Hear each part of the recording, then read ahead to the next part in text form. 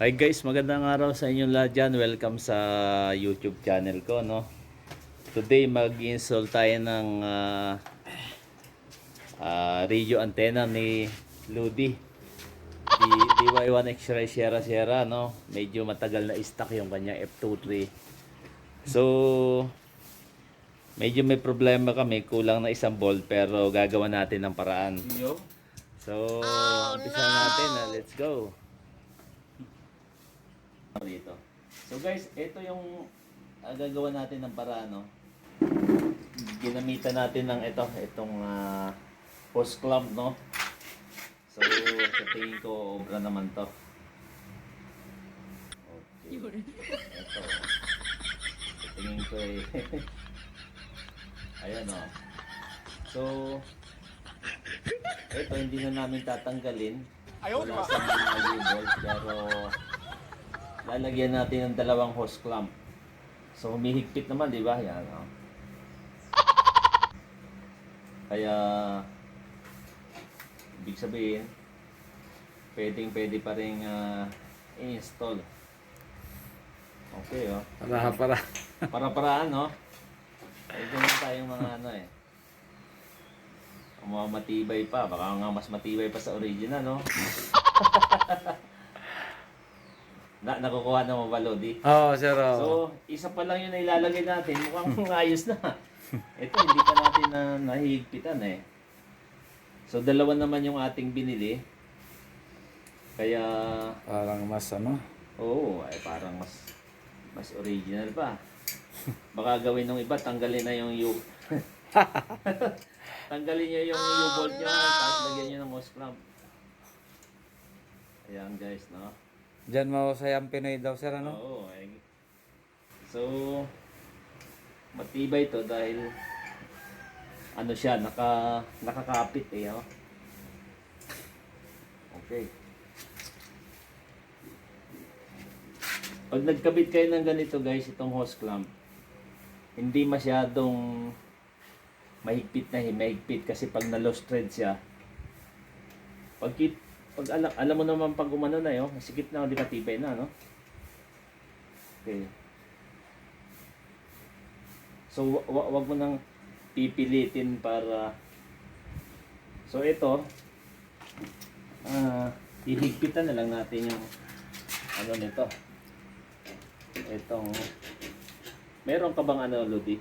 Yung... Meron, sir. Ako, di mo muna. Sige, sir. Ayan. So guys, nililinis ni Lodi yung coax, medyo pinupunasan ng konti. So guys, na-assemble na namin tong F23. So meron na ring etong electrical tape, ayan, no? So tatlong tungtong nilinis na namin yung pinaka bronze rod niya, no? Tapos yung coax, yung connector niya, ayos na rin yan. Andito nga lang sa lupa, oh, ayan, oh. Ayan, nakaladlad pa ang coax. So, ito yung radyo ni DY1 X-Ray Sierra Sierra 28 Hotel, oh. Old school radio to. Ngayon, tetest natin syempre is WR, no, kung ayos pang antena niya. So yung coax nakakabit dito sa antenna side dito. Then yung power cord dito from SWR to radio. Ito makikita niyo naman. So of course yung F23 ang frequency talaga niya na kung saan siya nakatono nasa amateur. So testingin natin sa 145 MHz flat. So, kukuha na natin. So guys, of course, testingin natin, no? Kita nyo naman yung antena, andun, no? Wala naman ng konti yung antena. Yan. Kalapat sa lupa. Nasa lupa pa, oh. So, testingin natin kung magta-transmit dito. Sige, Lodi, dito ko. Ano mo dito?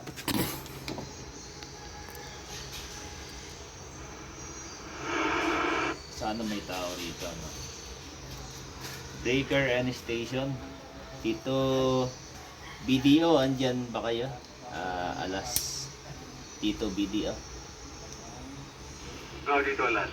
Iyo. Tito BD, oh. Magandang hapon diyan.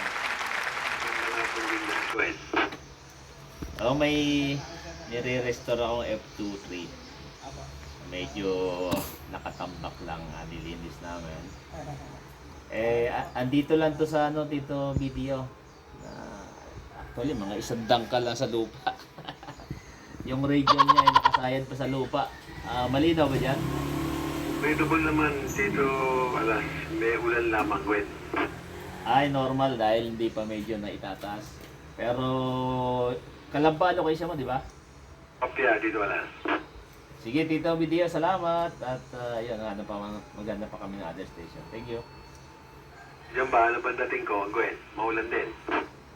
Isa pa nga. Yan, 1, 2, 3, 1, 2, 3. May ulan din kasama? Clear copy ka rito, Tito Video. Kopya. Nasa baba kasi yan eh. Sige, mamaya test ko ulit pag medyo naitaas. Kaya dito alas. Gandang hapon dyan. Sige, salamat. Yes, bye. Breaker. Ay, order lang ngayon. May breakers dito, Mike. Pulat mo na. Ay, ano ba rin? Tito Mike, si Alas to. Anong kopya mo sa akin dyan? Talaga, ano naman, sugar free ka dito alas. Ayun. Oo, may tatayo kami F23. Andito pa to sa lupa. Nilinis lang namin. Kopya.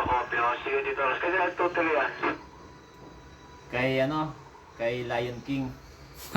Kopya sa bahay niya. Oo, kay Sergeant Desa.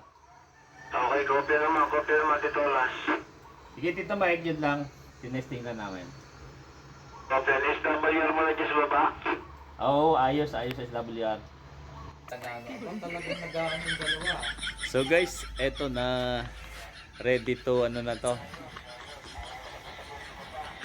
Papaimbulog na siya.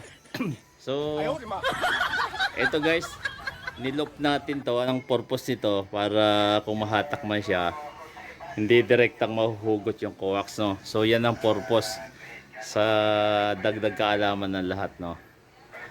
Ayan. So dito lang namin to isasantal, guys. Kasi medyo complicated yung area ni Lodi. Titingnan natin kung anong magiging ano niya. So, abangan. So guys, medyo ginabi na kami at so far okay naman. Okay naman yung aming project, no. So, testingin ko ulit na SWR mo, guys, no? Sa 538. So, calibration. Okay.